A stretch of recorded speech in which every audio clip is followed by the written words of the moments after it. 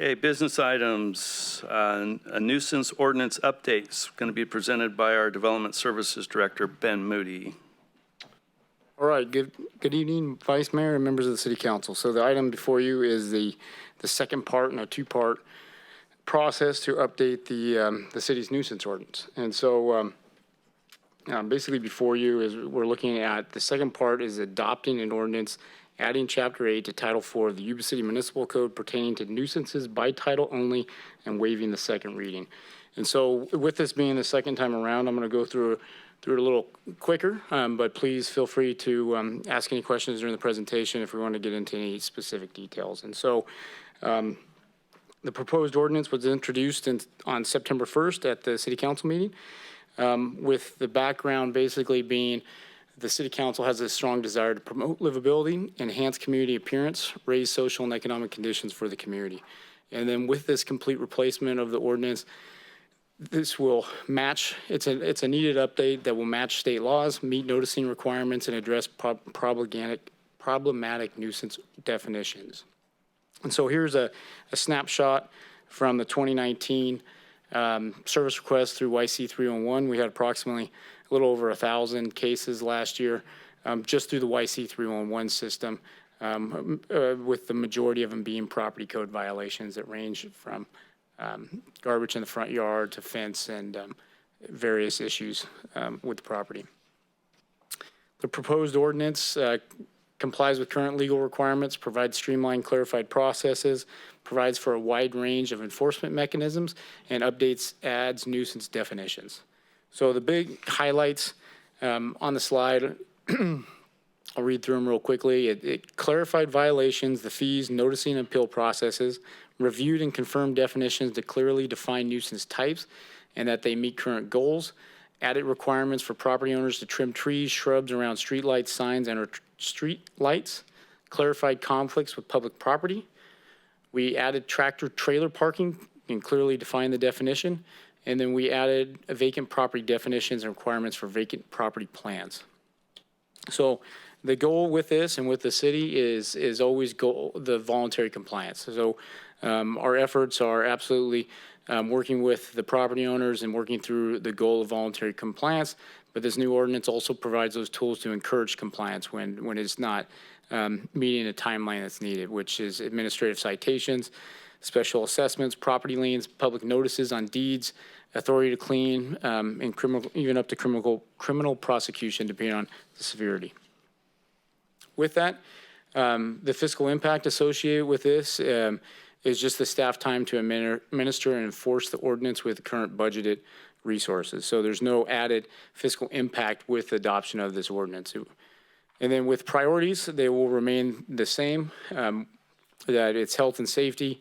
We're in no specific order here, but with homelessness and camping ordinances, dealing with COVID-19, responses related to YC 311, and any proactive issues that the city needs to deal with that may arise.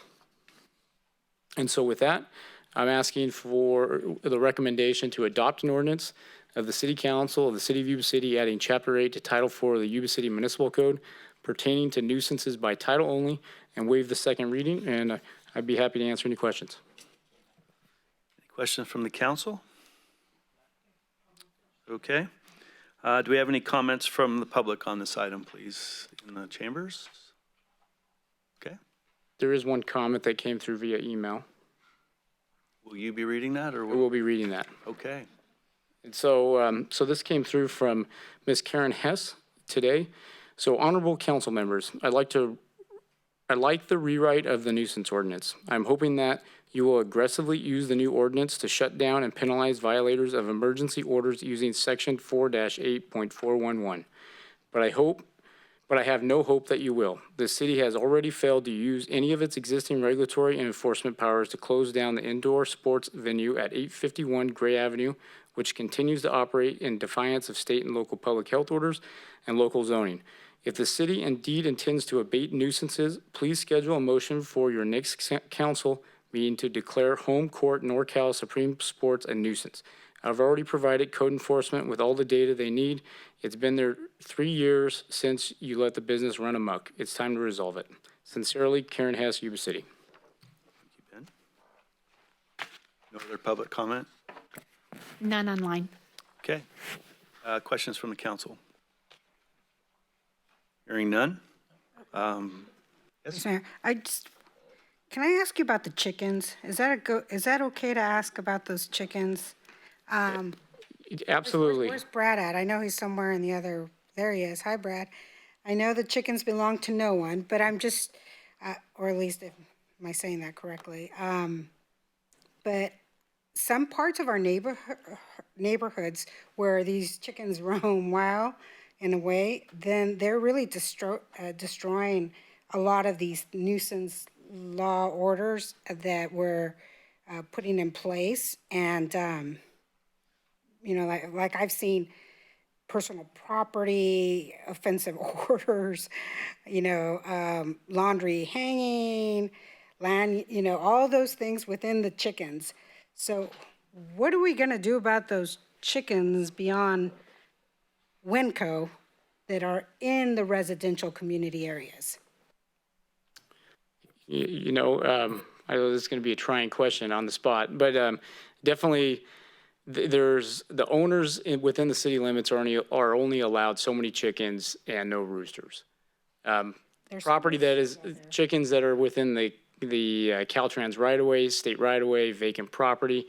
I know that we could definitely work with the property owners, and I know the city has worked with the Walmart Shopping Center, the Winco Shopping Center, the Rayleigh Shopping Center to see what they could do and the flexibility they have with SASA and some of the options available to try to minimize those issues. If there's a specific spot, we definitely could reach out, but it seems to be reoccurring where they kind of get knocked down. Some of the owners take care of some of the issues and then they arise back. And so if there's a certain area, we could definitely work. I would love to take some of the folks at traffic, whoever, do this. I would love to go and walk the neighborhood so we can see firsthand some of these concerns. And some of it is, the landscaping, but it's also hazardous in a way because chickens do what they do and there's roosters there too and there's dogs and cats and I've asked people who do they belong to and they say they don't belong to anybody. That is correct. That is correct. You can go to SASA, Councilwoman, and they'll give you like a cat cage, a chicken cage. You can catch them and then you can bring them to the SASA in your neighborhood. They're not in my neighborhood. They're in constituents' neighborhoods. They belong to all of us. So they're definitely roaming beyond the Winco area where we're normally seeing them in that area. So, Brad, any comments or thoughts behind that? Anybody like to take a little walk with me so I can show you? We all know. They're from Bogue Road to Pease Road, the chickens. They're like double duplexing it and with other community members. Councilmember, can you hear me? Yes. This is Brad McIntyre. So a couple things. One, we have tried to work with specific vendors, restaurants, Winco specifically, that area. And we could certainly help. Those chickens and roosters don't belong to anyone solely. They are just roaming. And we are at Center Animal Services Authority can certainly help mitigate that if it is on private property, if the private property owner is willing to work with us. We just can't go into a private property and take the chickens. So that's one issue. Second issue is that you have a lot of people in our community that like chickens, feel strongly just that they should be able to roam. So that certainly would be a discussion through our Center Animal Services Board. The third thing is that we implemented a ordinance as far as free feeding ordinance, which is if we find somebody that is free feeding animals for more than 14 days, then they have ownership of those animals. And then we can hold them accountable for those animals. Now we use that for dogs, cats, stray cats, and of course chickens as well. I think some people think the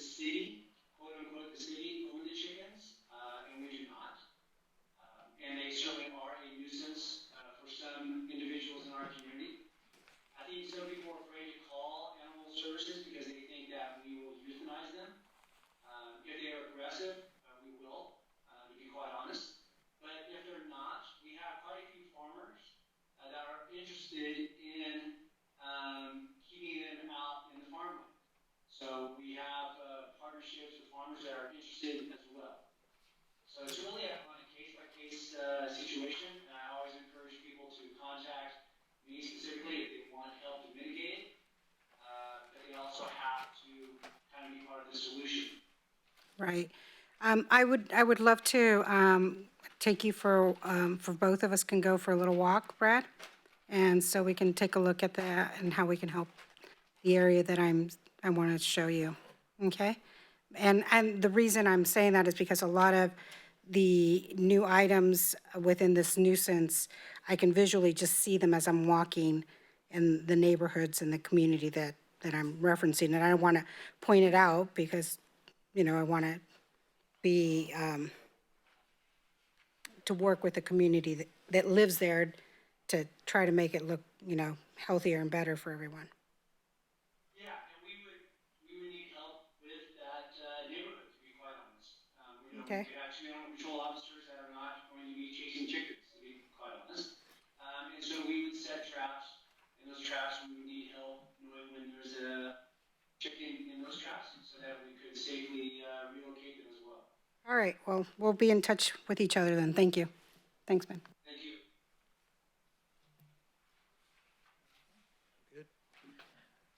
All right, through the mayor. Please. Now that this entire conversation has gone to the birds, I'll chime in. Well, the first thing is I will say that our chickens that we have that are free range, Mr. McIntyre, are great citizens because it's the only chickens I've ever seen actually use the crosswalk to get across Highway 99 at Carl's Jr. It was quite funny. Yeah, it was kind of funny. But anyway, to go back to get back on point, the SASA does do a great job, and I can speak firsthand. I didn't have a rooster. I was hearing it, didn't know where it came from, but they knocked on my door last year wanting to know if I had a rooster, and I'm like, nope, but I can hear it. It's somewhere within about 4 houses, and they knocked on the right door, and the rooster was gone. So I don't know if it ended up original or extra crispy, but it was gone after that. But back to the nuisance ordinance, Mr. Moody, thank you for all the work you've done. We've needed this for quite some time. It will help us work on those trouble spots, as I brought up last time, with a lot of out-of-town property owners that are turning a blind eye to the things. And I mentioned the house out in the Arroyo Ranchero area that has been abandoned for, seems like dang near 10 years, that had a tree laying on it last year in the fall. And it took that. This will help get those types of situations under control, as well as the nuisance that we had earlier this afternoon. Thank you, and to our team at the city, because someone had abandoned a shopping cart home that they had turned into a 3-bedroom, 2-bath on Live Oak Boulevard that we had to go out and retrieve. It had been there for quite some time. So just want to say thank you. I appreciate all the work. And with that, Mr. Vice Mayor, if you're ready, I'll make a motion. Please. I move that we adopt an ordinance of the city of Yuba City, adding Chapter 8 to Title 4 of this Yuba City Municipal Code pertaining to nuisances by title only, and waive the second reading. Second. I have a motion and a second on item 11. All those in favor say aye. Aye. Aye, with the Any- chickens? Any opposed? Nope. Okay, motion passes. Item number 11, nuisance ordinance update. Thank you, Mr. Moody.